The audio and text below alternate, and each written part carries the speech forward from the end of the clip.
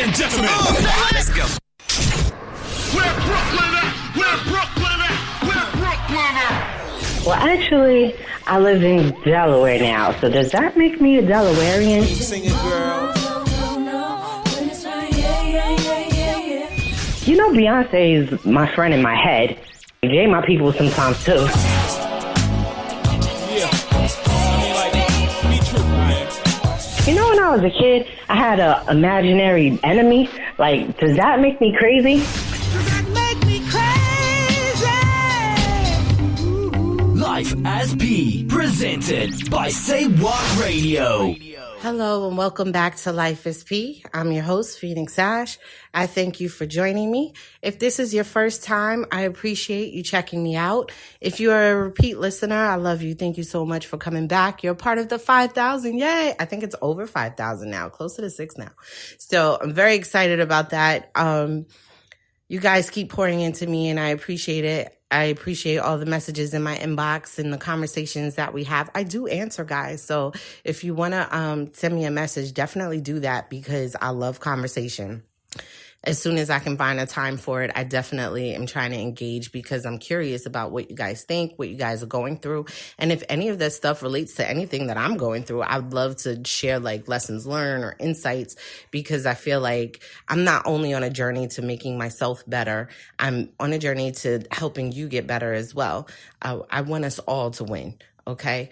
I started this podcast when I was claiming myself as a writer. And I say that because I had to teach myself that I wasn't necessarily becoming, that I had always been a writer. I already had my degree in screenwriting. I had been writing music and stories, poetry, all of that since I was a little girl, putting together manuscripts that I was doing nothing with,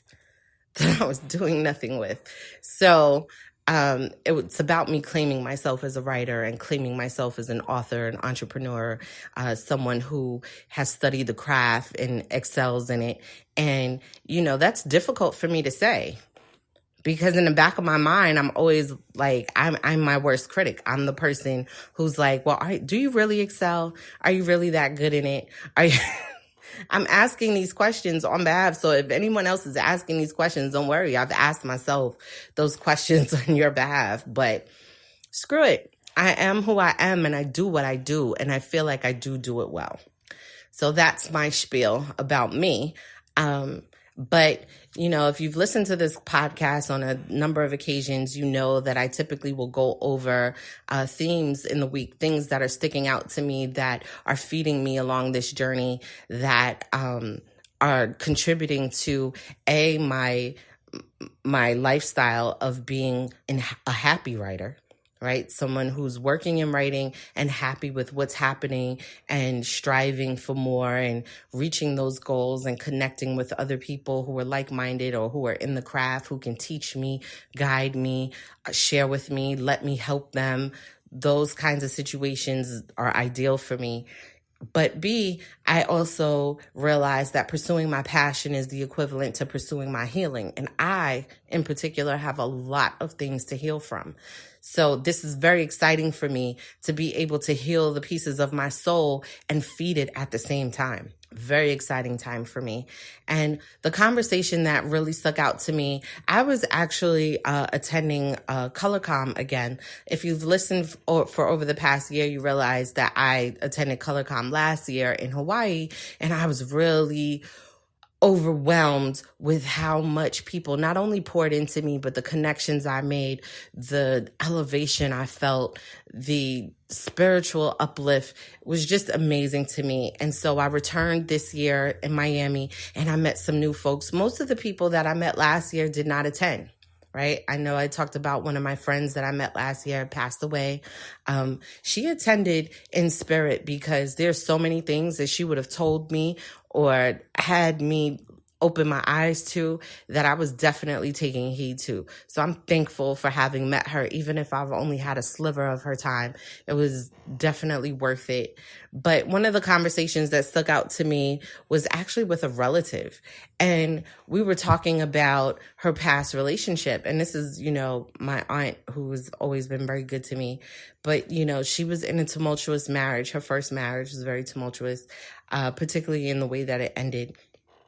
And the man that she was divorcing, despite allowing him to keep the BMW she bought him for his birthday, despite, allowing him to keep some stocks and an investment property and so forth, and all these things that were in her name that she could have easily been like, they in my name. Despite all of that, he had declared that she would not be prosperous without him, that she was not going to attain her goals. She was not going to get promoted. She was not going to make any more money. She was not going to reach some imaginary level of success that he had in his mind without him. And she was like, okay, but I don't feel good with you. So if I'm not going to feel good with you, and it's not going to be good without you, I'm just going to be without you. I'm just going to, at least it'll be from my own doing. Within less than a year, I want to even say maybe 6 months, she took a job that doubled her salary. She created a name for herself in her profession where people trust her, people go to her, people seek her out in order to get her opinions. They seek her out to run portions of their organization because she's so great at what she does. But she's so great at what she does because she's at peace with who she is. Less than 2 years after, his whole declaration, she was in a relationship with the man that she would end up being married to for the next 20 years. And he's a wonderful man. Oh my God, he's so great. He just, I'm sure he has his flaws like everyone else, but he loves the mess out of her. And in a caring and gentle way, not in a rough, drag you by your hair. I mean, the other guy wasn't dragging nobody because she's not even trying to hear that. But you know what I'm saying? Like, it wasn't something that you're like, it's kind of twisted love. His love is just straight up. And it's so wonderful to see a man so confident in himself that he's confident in how he shows love to his wife. Awesome. We need more examples of that. But she prospered. And we talked about it and was like, I would venture to say that peace is prosperous. Choosing your peace is what made you prosper. When we think about situations, jobs, where, people got you convinced that, you're never going to find a better opportunity than the one that they've presented you and underpaid you for. And when you choose your peace and you're just like, you know what? You might be right in some realm of your mind, but I know this is not right for me. So we seek out something else. And we find like, oh, look, this other place is paying me just as much with less stress. Or, oh, look, it's a slight pay cut, but I'm so happy at this place. Or like what, my aunt realized was not only will somebody else pay me, but they'll pay me more and give me less stress and allow me to do the things that I'm happy with and allow me to build and value my contribution. Peace is prosperous, guys. It is. I was in a relationship, of course, prior to my husband. Like, wouldn't that be crazy for me to talk about it was during my husband? But anyway, I was in a relationship and it was definitely not peaceful. It was a relationship where whenever he got angry, he put his hands around my throat. And he talked to me as though I was lucky to have him. And he would say things to me like, you gonna make me leave you. As though that is the one thing that I don't want. And he would say it in such a way that I don't even think it really dawned on me that I was okay with him leaving me. That I was convinced that, no, I didn't want that. And he would choke me. And it would be, maybe he was in the music industry. He was making a little name for himself. And, there was a part of me who wished that I could be successful in the music industry. I was writing. I had been rapping most of my life and took a back seat to his career.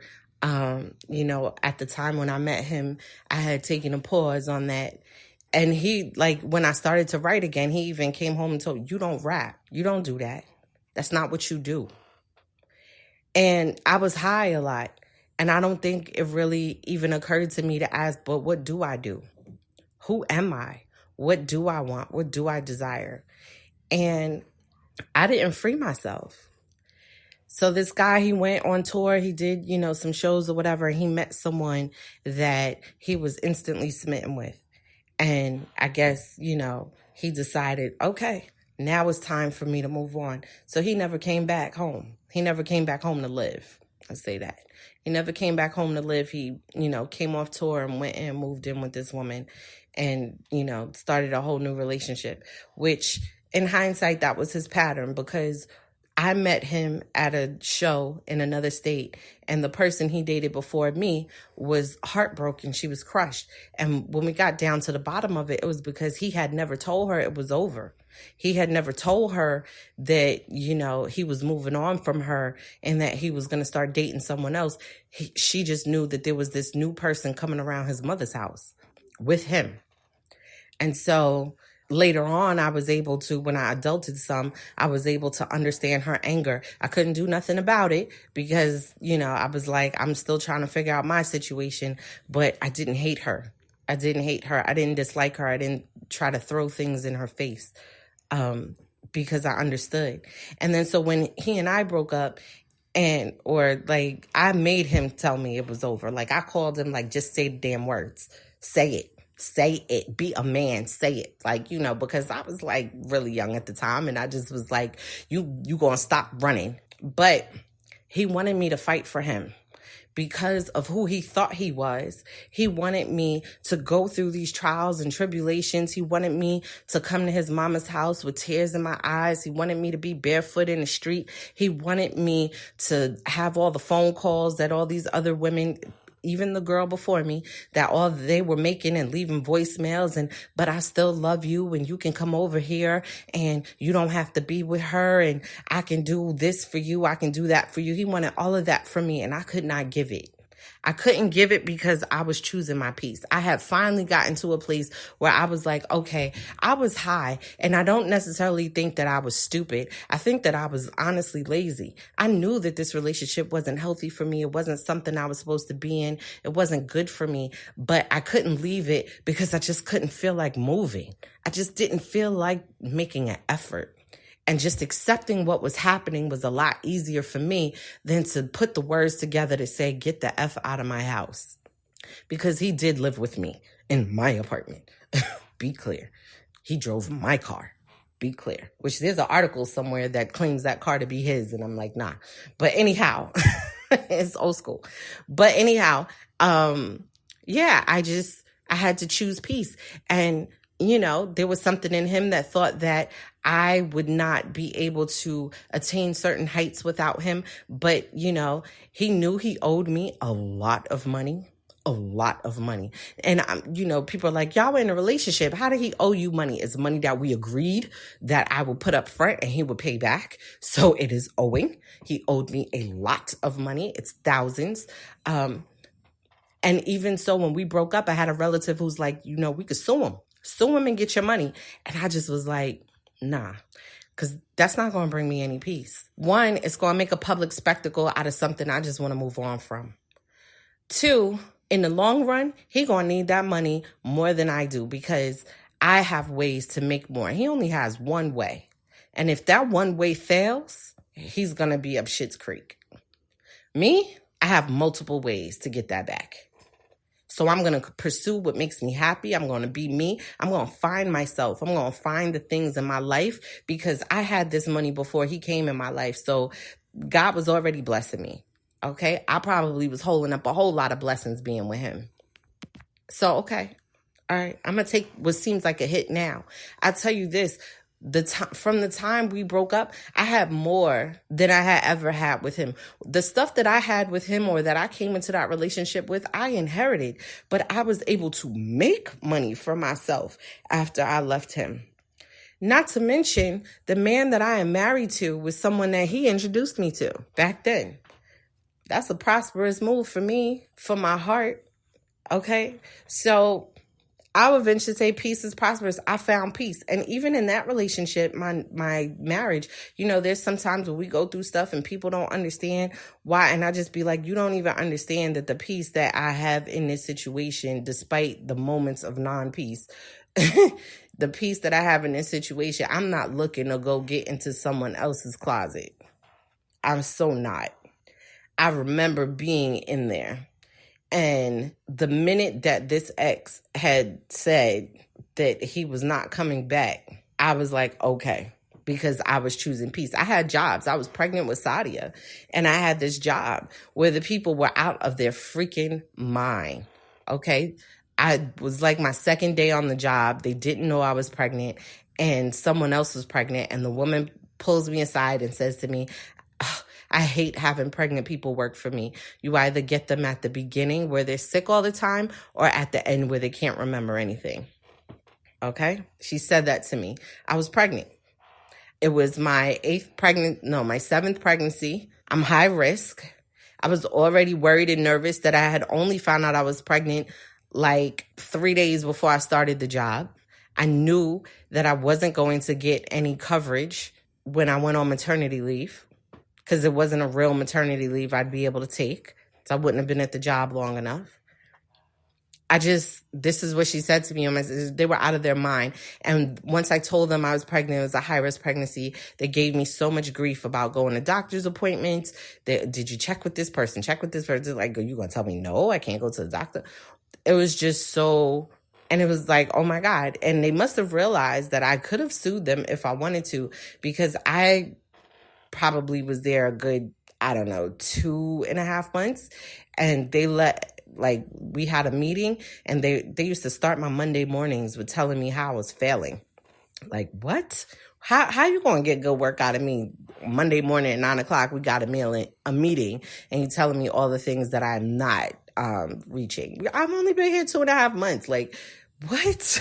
What's happening? I couldn't take it. I sat in there and I had to negotiate my peace, because I was like, I'm not fitting to lose another pregnancy over this nonsense. Like, I'm not. I've already got health issues that's going to interrupt my mental state while I have this child.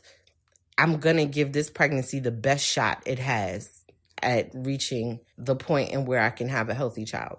You are not my best shot. And I couldn't turn them off. Sometimes there's situations I could tune out, turn on. I could not turn them off.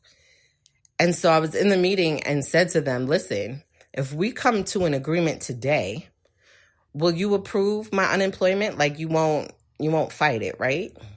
And the woman looked at me, curled her lip like, what? And the human resources director said, no, we won't fight it. You can have your unemployment. And I said, okay, then that's the agreement I want to make today. And the woman I worked for was just like flabbergasted. It was like, oh my God, I'm going to have to fire you in order for you to do unemployment. I understand that. That's going to be on the paper. But she was saying it as though like being fired from this funky situation was going to end my life. I've only been here 2.5 months. If I ain't want to put it on my resume, I ain't have to. B, what? Stop it. I learned from even my past relationship, just nip that stuff in the bud real fast, real early. Why drag it out a year or 2 years convincing myself that I somehow need this situation when there's so many other situations to go find? It's like, nah, go ahead, fire me. Put that on paper, whatever. Do what you must. But I'm applying for unemployment. And, the human resources director came to me later and was like, we'd like to pay you. And he gave me a date. And so I ended up walking out of there with basically 2 months of severance and unemployment. The 2 months of severance plus the unemployment got me through the end of my pregnancy. I had a paycheck until I gave birth. I did. And then I did some other things to hustle and get some money. So I was able to be home until Sadia was like 6 months. And then when I went to work, when I did go back to work, I went to a job that paid me more money than what they were paying me. Less stress, better hours, better people. Would have looked way better on my resume. Okay? It looked so much better. Like, I never even put this other place on my resume, and it had no place on there. And, I moved on. I didn't have to get tied up. I was prosperous afterwards. I was able to go ahead and move on. This woman was convinced that I was basically like committing, corporate suicide. And I was like, what? No. And so I want that for you guys. I don't want you to leave your jobs and stuff if you're happy at your job and stuff, whatever. But in terms of situations and relationships and so forth, I want you to really think about how much your peace is worth. Because sometimes we sacrifice our peace for what we think is a situation we need or can't live without. And we're convincing ourselves of a lie. When you go chase that peace, you will find that in that peace, your mind is clear, direction is clear, and blessings have a clear path to find you. Chase your peace, yo. Chase it. Your peace, your joy, all that stuff, they all work together, but you need it. You need it. So if you're in a tumultuous relationship or a tumultuous job relationship or whatever, or don't like where you live or whatever, figure out what moves you want to make to go towards that peace, because you will prosper. And you have to just know that in your soul, you will prosper.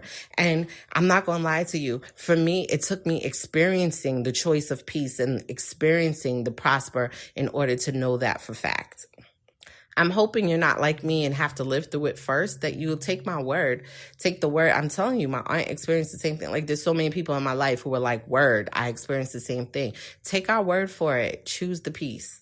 Choose the peace. It may seem like a hit on the front end, but on the back end, you'll be so much better for it. Choose the peace. All right, that's my bit. If you want to reach out to me, I'm at P Writes on Twitter, at P Writes on Instagram, Phoenix Ash on Facebook. Feel free, leave me a message. I do love to engage, so I do reply. I do answer back.